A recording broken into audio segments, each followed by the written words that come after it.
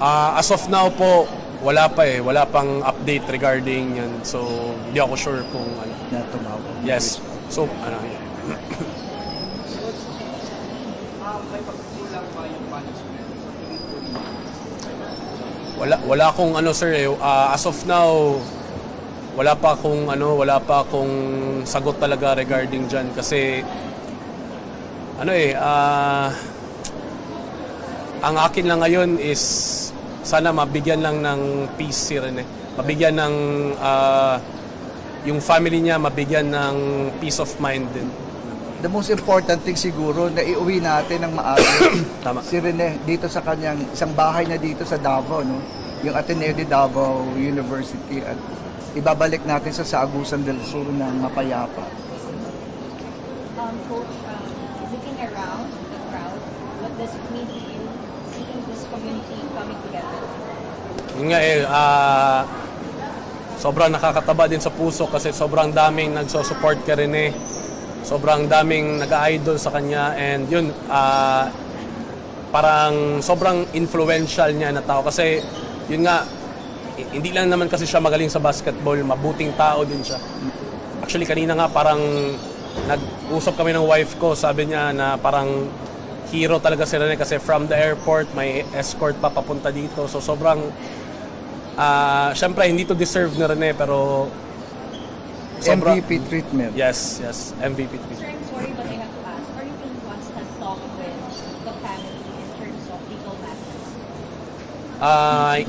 Hindi po eh. Ang aking lang kay Rene is sa family is more on para kay Rene talaga.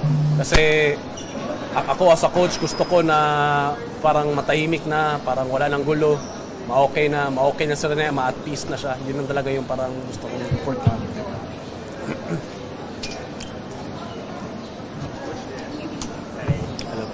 Sorry, I know ang focus ng family ngayon at kayo is yung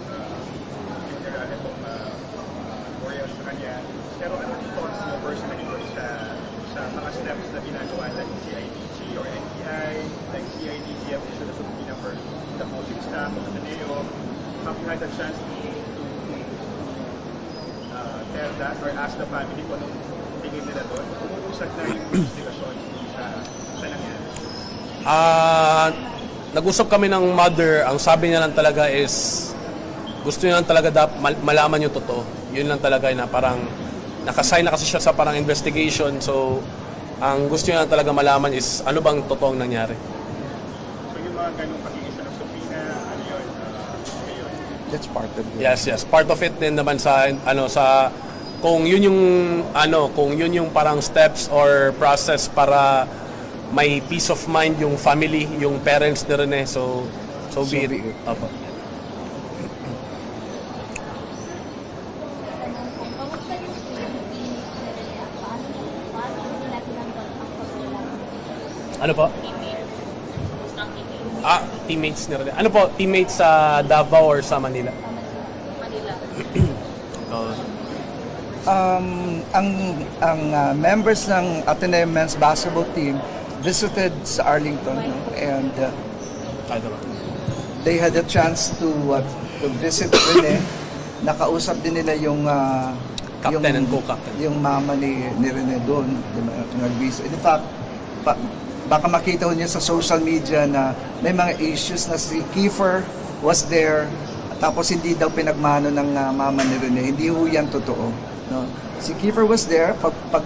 Approach ni Kiefer sa mom, nagkwento sila kasi tapos pumasok po ako doon because Kiefer is my inaanak, no? And I introduced him to the mom of Rene and I said, Mami, ito po si Kiefer Alas, inaanak ko po siya, and when we played for NBTC in Manila, isa lang ang request ni Kiefer Alas na maging teammate for us sa team namin, si Rene Baterbonia. Kaya lang, ang team ni Coach Jess ay pumasok sa Mindanao Finals. Kaya wala kaming chance na makalaro namin si Rene. That's the story, no? Walang mga kung anong issues na nilalagay, no, sa social media. So I think doon lang tayo sa kung ano yung tama at what really transpired that day. So maganda yung naging maganda yung naging atmosphere nung time na yon. Nagkakaroon ng parang support, no, at pakikiramay yung buong team sa family ni Rene Baterbonde. Sir, si Kiefer pa kayo nag-request na makasama si Yeah, it was Kiefer's request na makasama namin si Rene sa Malapit na sa- NBTC. Lapit na lang ng mic, sir. Yun ang ano doon. That's why that was the conversation nung humarap kami doon sa mama ni Rene. Kaya lang may mga ibang stories na lumalabas sa social media. Kumbaga si Kiefer gusto makalabok. Oo. Yun lang ang request niya eh. Noon na makasama for our team.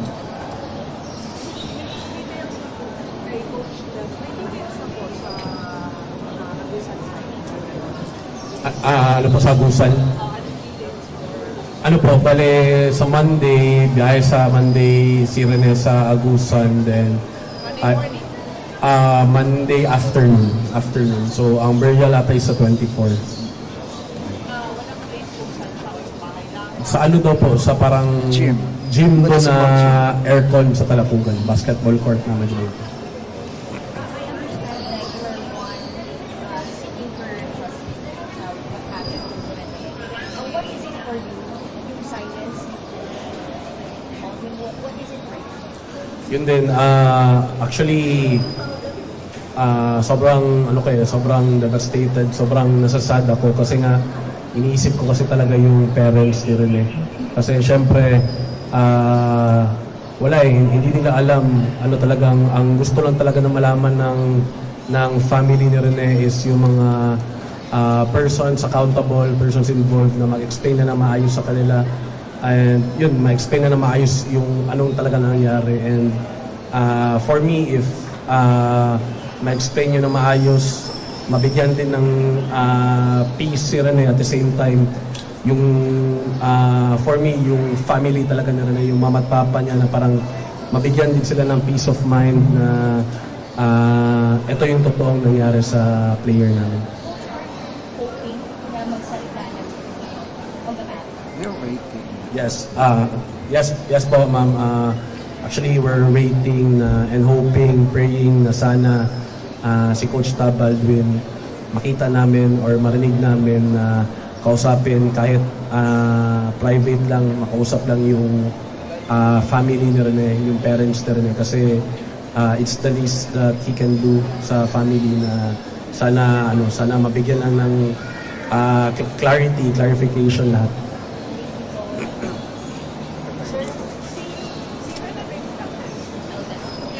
Si Rene po ang second eldest sa 7 na magkapatid. Sir, hindi pa nag-reach out si Coach Tab. Hindi pa nag-reach out si Coach Tab. Wala pa po, wala pa.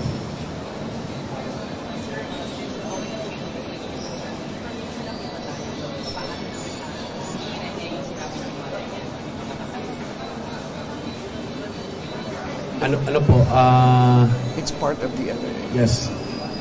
Pero ano po, yung sabi ng mother na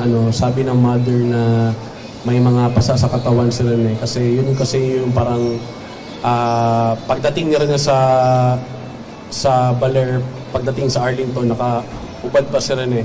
So, ang pinaka-first nakakita nun is yung tita ni Rene. Nakita niya na may mga pasa. And yun, hindi din kasi ang sabi din sa mga autopsy na ano daw, parang kasali daw yun dahil sa nalunod si Rene.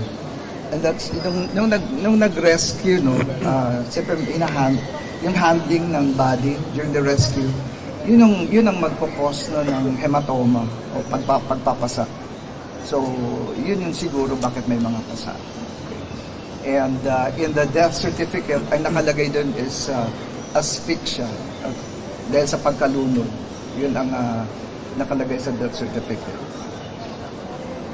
Sir, matanong ko lang po, in your own opinion doon sa mga nilalabas ng mga media accounts sa social media, especially doon about sa kanilang, yung mga videos na nag-circulate, especially doon na yung pag-rescue and then yung mga pictures na kumakalat kasi yung nile-left out daw siya o ano yung may kaugnayan ba ito sa kanyang sa insidente o ito ay haka-haka ba lang?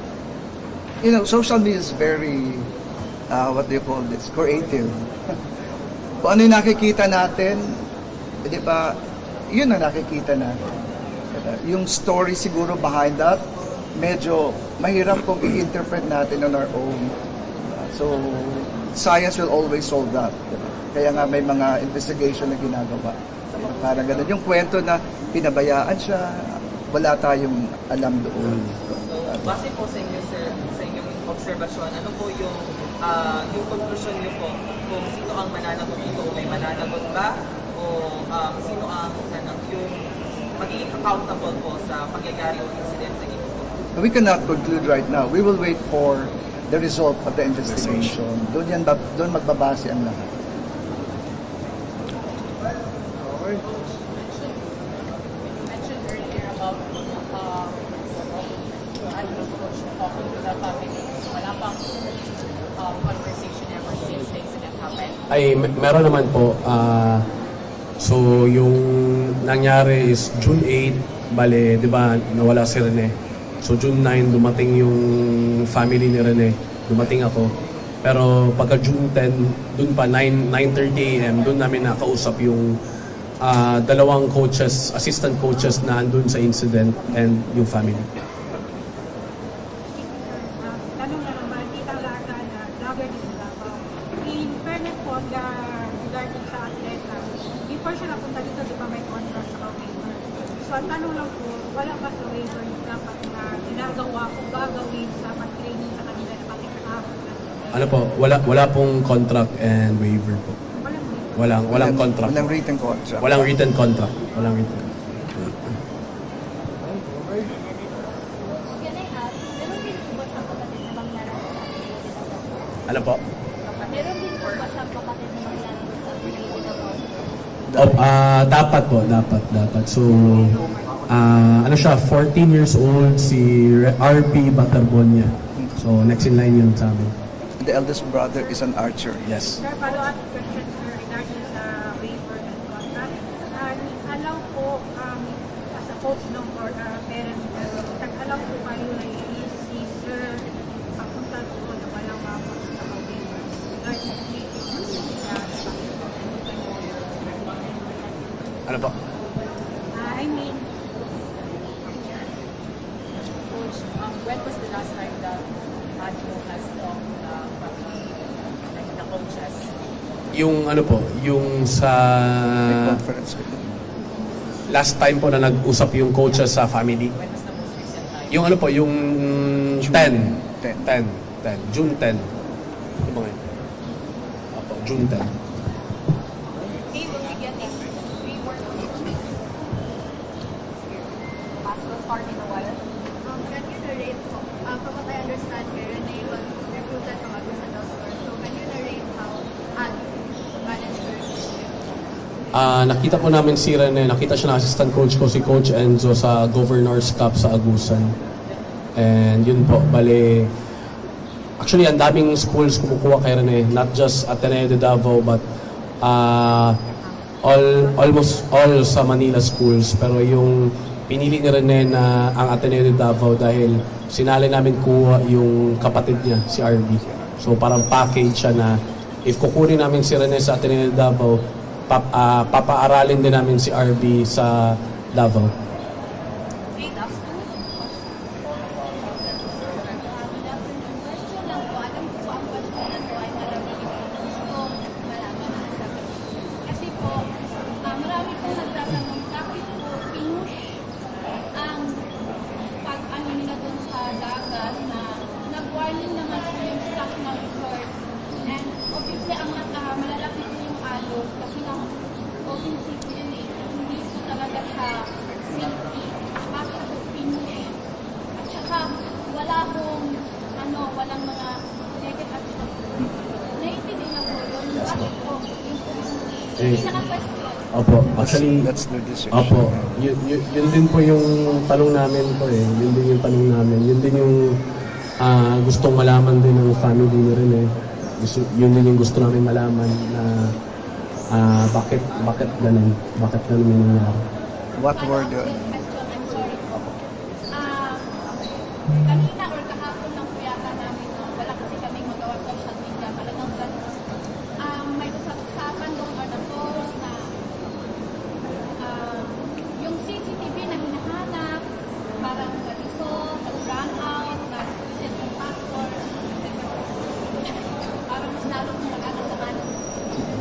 Same po tayo, ma'am.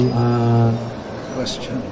And then, yun din po, ano po, kami din po, nagtatanong din po kami kung ano pa talaga yung nangyayari and anong gusto lang talaga namin is malaman na kasi nakakaawa talaga yung family ni Rene. Si Rene. Mabigyan ng sagot. Opo. Ano, na bakit pinush. Yes po. So, sana, yun yung pinipray natin ngayon na sana mabigyan ng ano si Rene, pati yung family. Okay, one last question, sir.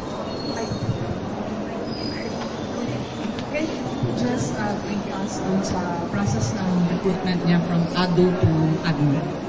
Ano po, na yung pagka-champion namin last year sa palarong pamansa, siya kasi nag-MVP nun, so almost, after nun, almost lahat na ng Manila schools kinukuha na si Rene. So, ang isa sa mga parang deciding factor bakit pinili niya ang Ateneo de Manila kasi Ganun siya. galing din siya ng Ateneo de Davao, so yun din yung deciding factor. At the same time, ever since daw, dream school niya talaga yung Ateneo de Manila. So, kahit madaming offers, decision niya mismo na lilipat siya ng Ateneo de Manila. Course niya. Actually, na-mention yun sa akin na rin, pero ang nakakatuwa nga kasi hindi siya napabigyan na mag-decide ng course niya kasi nag-base yung Ateneo de Manila sa entrance exam, result na entrance exam niya. You want to end the Okay, that ends the press con for this afternoon. Thank you very much. We're now escorting Coach Jess and the manager to the chapel as we prepare for the mass. Thank you very much. Thank you.